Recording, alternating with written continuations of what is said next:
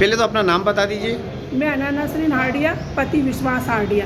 कहाँ से हैं आप मतलब? मैं इंदौर से आई हूँ। मेरी ज़मीन है 35 साल पुरानी, नीलबढ़ के पास बरखेड़ी खुर्द में है। हाँ। और मैं उस ज़मीन पर मकान बनाना चाहती हूँ। अच्छा, तो कितने स्क्वायर फीट है वो ज़मीन? मेरी और मेरे भाई की मिला के 44,000 स्क्वायर फीट है। अच्छा, तो क्या आज आप जनसुनवाई में, कलेक्टर जनसुनवाई में आए भोपाल में, तो क्या मैं आज नहीं आई हूँ, मैं जी। 1 साल से आ रही हूँ कलेक्टर साहब के पास जी। में, और जनसुनवाई में भी दूसरी बार आई हूँ। मेरी ज़मीन पे मुझे काम नहीं करने दिया जा रहा है। भूमाफिया है महेश प्रताप बघेल, हाँ। जो मेरी ज़मीन के पास में अभी नया बसा है आके, और हम तो 35 साल पुराने हैं। अब उसने क्या करा, वो ज़मीन का बहुत फर्जीवाड़ा करा है उसने, और अला नूर खान ने और अशरफ नूर खान ने। अशरफ नूर को शायद से मामू भी बोलते हैं यहाँ पर। इन लोगों ने सरकारी अधिकारी IPS ऑफिसरों को ज़मीनें बेची हैं फर्जीवाड़ा करके। मेरी ज़मीन से लगी सरकारी ज़मीन है 16 नंबर, जो कि 30 करोड़ रुपए की है। उस पर भी इन्होंने स्विमिंग पूल बना दिया अवैध रूप से। अगर मैं मेरी ज़मीन से दरवाज़ा खोलूँगी तो सीधे स्विमिंग पूल में ही खुलेगा, सरकारी ज़मीन में। अब चूंकि ये लोगों के बहुत सारे राज खुल गए हैं मेरे द्वारा, अब ये मेरे पे दबाव बना रहे हैं, हमें ज़मीन बेचो, तुम्हें यहाँ रहने नहीं देंगे ना मकान बनाने देंगे। मेरी ज़मीन से लगी सरकारी सड़क है, उस पर भी इन्होंने कब्जा कर लिया।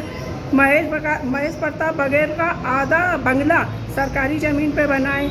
मेरी ज़मीन की चतुर्सीमा में ये सब चीज़ लिखा है, मंडोरी का मेला, जो सरकारी ज़मीन है, इन्होंने उस पर भी कॉलोनी काट के बेच दी। और सारे चारों तरफ मेरी ज़मीन के IPS ऑफिसर हैं, और नागेंद्र शुक्ला, OP शुक्ला, मलय श्रीवास्तव, मोहम्मद सुलेमान, आशीष तो सिंह, मलय श्रीवास्तव जो जनसंपर्क कमिश्नर रहे हैं ना राजस्व में। हाँ। और बहुत सारे IPS ऑफिसर हैं और IAS ऑफिसर हैं, सब पुलिस वाले हैं। अच्छा। लेकिन मैंने तो ये देखा सबसे ज़्यादा गुंडागर्दी यही लोगों की चल रही है वहाँ, आम व्यक्ति को रहने नहीं देंगे। अच्छा। मतलब इनकी शायद से ऐसी सोच बन गई है कि ये Guinness book of world record में IPS कॉलोनी को दर्शाना चाहते हैं, इसलिए हम आम व्यक्तियों को 35 साल पुराने को वहाँ से भगाना चाह रहे हैं। अच्छा, तो इसकी शिकायत आपने कहीं मुख्यमंत्री वगैरह को की क्या? मुख्यमंत्री को छोड़कर सभी विभागों में करी, राजस्व में, हाँ।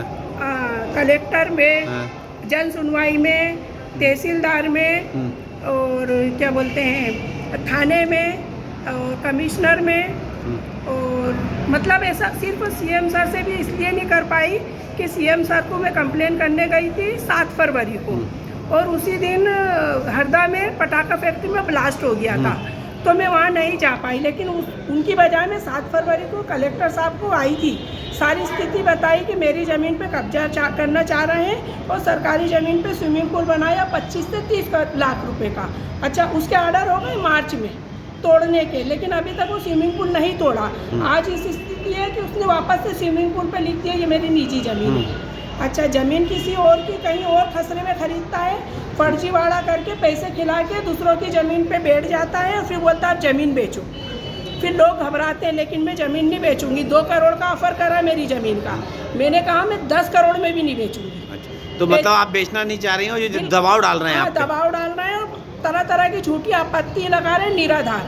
अच्छा, अगर कोई व्यक्ति आपत्ति लगाता है तो SDM मैडम का ये फर्ज बनता है कि सबके पेपर चेक करें। उसके पास ओरिजिनल पेपर नहीं है, फर्जी पेपर लेकर और वो घूमता फिर रहा है। अच्छा, मेरी दीदी की खरीदी इसने 23,000 ज़मीन शमीम से, और 46,000 के नक्शे पास कराए, जिसका मैंने सर्टिफाइड कॉपी निकाल ली। अब मेरी दीदी ने कभी बटान और सीमांकन भी नहीं कराया, इसने फर्जी तरीके से